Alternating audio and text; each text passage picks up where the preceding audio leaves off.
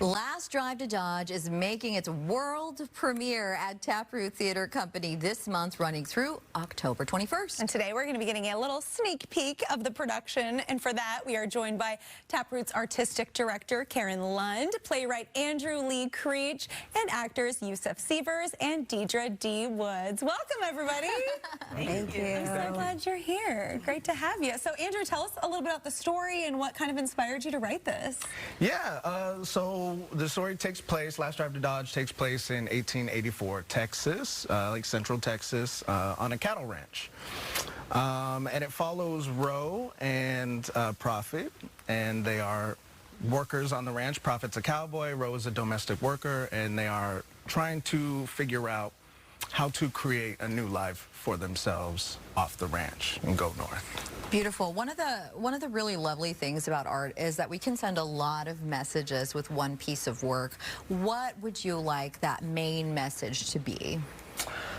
Black folks can be in love too. Oh, yes, yes. Bring black love. Absolutely. You know, like, and as well as, I think that this play is really complex. There's a lot of stuff in it, you know, so it tackles race, it has a beautiful love story, and it also tackles class. So I'm just hoping that when folks come, they have an experience, whatever that means to them. There's a lot in there. I love that. And you have a partnership with the Hansberry Project? That's right. We sure do. Yeah, that was a really great partnership that came along through Andrew. I had two people on my staff who had heard about his play. They had seen Zoom readings, and they're like, Karen, you've got to read this play. And of course, the minute I read it, I fell in love. And I'm like, Andrew, please let us do your play. And in order to get him to let us do it, I was like, what can I do for you? And he said, well, I'd love the director, Valerie Curtis Newton, and when she signed on, she said, I'll bring the Hansberry Project and we'll partner with you. And so that's just been an incredible partnership for us, and we're so honored to have that support. Oh, that is so exciting. And Yusuf and Deidre, tell us about your characters and something that you have learned throughout this whole process. Well, Roe, I will say that Roe is a force of nature. And she is someone who gets to live a full experience on stage. And I hope that people will come and just receive the gift that she has to give. And I've learned patience through this process and just surrendering. I think that was a big theme for us in the rehearsal room. Patience can be hard. Yes, very hard. What's something you think the audience will be surprised by when they check out the play? I think something they may be surprised by is that it starts in love and it ends in love. I think oftentimes with stories there can either be a taper off in a direction we don't want to go in, or only a taper in the direction that we do. And I think seeing two characters of color in love at the top of the play and in love at the end of the play is a beautiful gift to storytelling. Oh, and we are so fortunate because we actually get to see a short scene from Last Drive to Dodge. Take it away.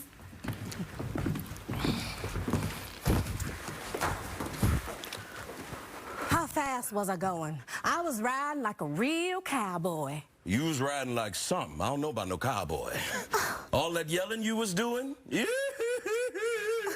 You better be glad that horse didn't buck you off and run all the way back to the ranch. Well, how about you? All that, whoa, now, hold on tight, sit still. You don't want to rile them up. You could have been hurt.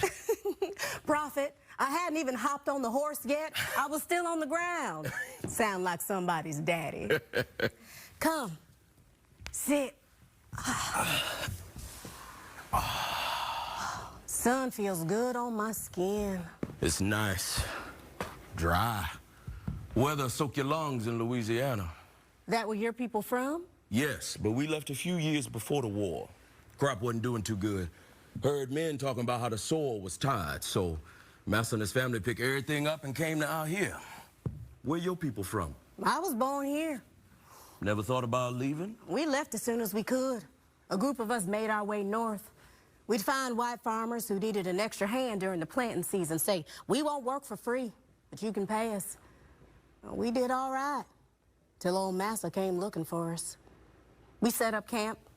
They found us, slaughtered our chickens, set fire to the whole camp, told us to get back down south. Well, we pushed on, but here they come. But it wasn't just chickens they slaughtered. I lost my daddy. After that, we lost the drive to keep going and went our separate ways. Mama and I came back south, and she signed a contract, and she never left. Thank you for showing me how to ride. You liked it, huh? Not as much as you. What that mean? Oh, the way you hopped out in front of me seemed like you was trying to ride off the earth or something. Just seems like you really love it is all. I get this twitch if I sit still too long. I get to thinking, and it start up in my belly, and then it shoot down into my legs, and they start shaking and twitching, itching and burning like they gonna catch fire if I don't just take off. I think riding helps. Even if I know I got to go back to where I started, for a moment, I can't explain it too good, but I know what it feel like. I can't sit still while the whole world moves around me. So you best get to thinking on that land. We gonna build us a house, start a little farm, have us some babies. Man, I done told you, I'm staying put till I finish my contract. I just gotta get you off this ranch. I'll spin me a little dust cloud into a big honking storm, jump on top of it like a bucking bull and ride it all the way to you, wherever you are. It'll pick you up mid-laundry wash and all, and we'll ride it all the way back home. We gonna get our 40 acres and a mule one way or another. Oh, we gonna have us 1,500 acres and 70 mules. Now, what anybody needs 70 mules for? I don't know, but we gonna have them. Guess that settles it. We gonna have to get married. See, why you got to go ruining my evening? My apologies. Worst night of my life. Mine too. You talk real smooth, you know that? Oh, I am aware. I was so caught up in that. I was like, don't stop the word. I was cheering for the smooch, you know? You have to come see the show. Price of a ticket. First of all, those theater voices, both of you, my goodness. Oh, so what is it like? What's your favorite part each of being in this production? For me, my favorite part is being in a space where I can feel connected to the audience and something, because we're asking a lot for folks to just jump back to 1884 real quick, you know? And so to feel their pulse and to feel their breath along the story with us makes a huge difference for us to trust that they're with us and for us to feel permission to go to a place and know that they'll be with us where we go. We were right there with you. Yes. Why do you think now is the right time to tell this story, and what does it kind of mean to you? Well, you know, the thing that is really interesting to me about history and everything is just the moments of transition. The moments of transition in our country, that's really fascinating to me. I think this play is, we find ourselves in a moment of transition, and I think we find ourselves in a moment of transition today in 2023. So, you know, we're figuring out how to live together, how to love, how to be with each other, and that's always something we're struggling for, right? Yeah, So. It's love worth is the always fight. love is always the answer too. Yes. Yes. Thank you all so much for coming in. That was incredible. You can catch The Last Drive to Dodge at Taproot Theater Company, now running through October 21st.